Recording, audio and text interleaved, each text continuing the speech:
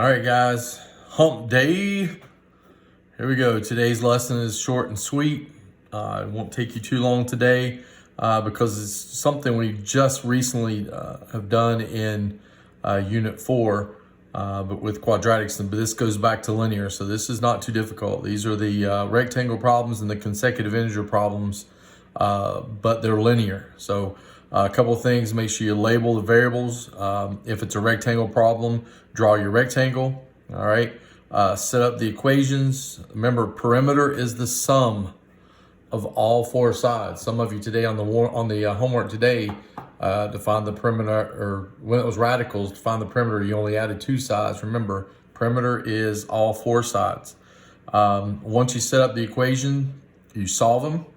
And if you remember, once you solve the equation, that's not the answer. You have to answer the question. Sometimes the question might say, what's the product of the two sides, or what is just the length, or what is just the width? So you have to make sure you answer the question, all right? A couple of reminders. Remember that when it says less than, that's always minus whatever it's less than. So if it says, 7 less than X, then it's going to be simply X minus 7. That less than goes at the end.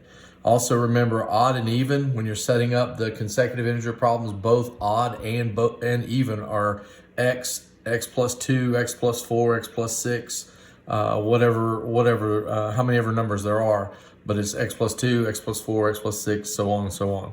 So we just got two examples.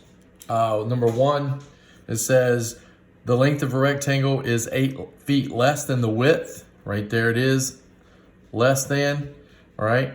If the perimeter is 116 feet, what are the measurements of each side? So this is a rectangle problem, so I'm gonna draw them a rectangle.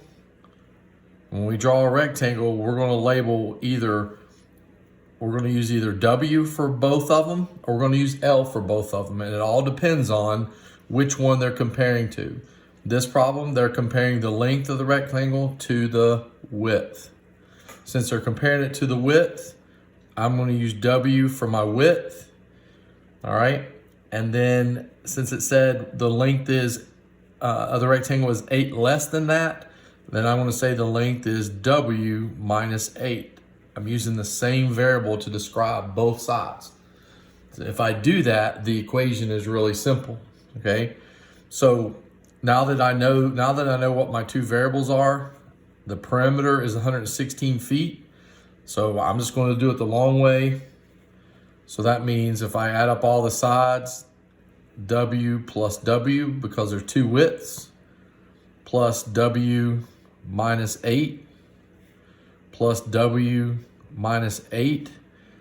So there's my two lengths. All that adds up to equal 116. So width plus length equals 116, all right? Well, when you add those up, when you start solving the equation, all right, we set up the equation, now we're gonna solve it. 1, 2, 3, 4 W's. Put your like terms together. You got -8, and -8 is -16. That's 116 right there. Now it's just back to middle school. Get rid of this, take it over here. So it's plus 16 here.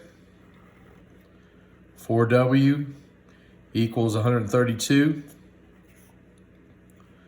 Divide by 4. W equals 33. I use my calculator. Now remember, this is what I said up here. We solved the equation, now we have to answer the equation.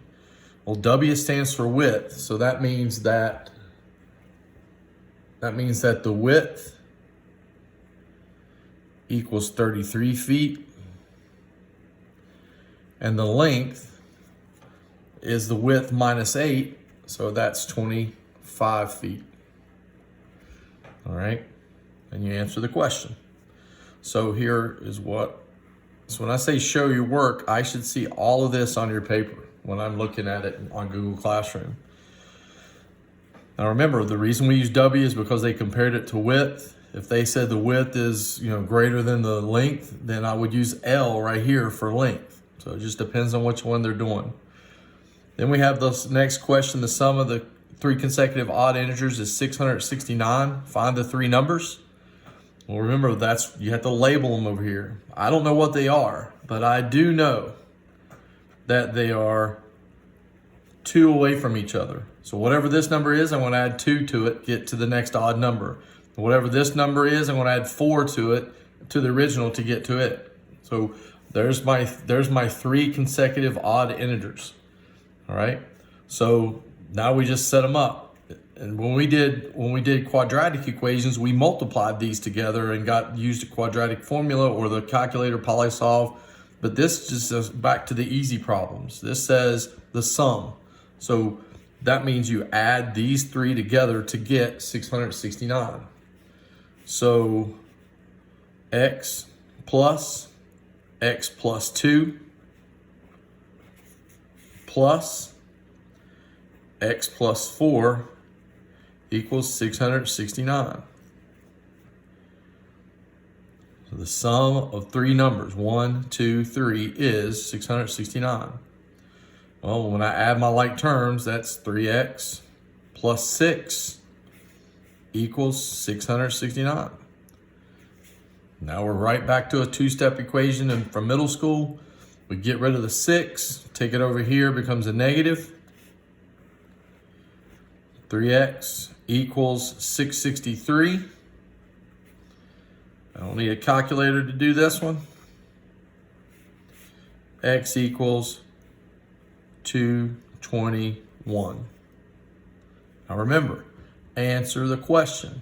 That's correct. X equals 221, but what does that mean? Well, that means that the first number is 221.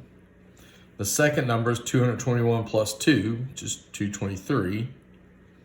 And the third number is 221 plus 4, which is 225.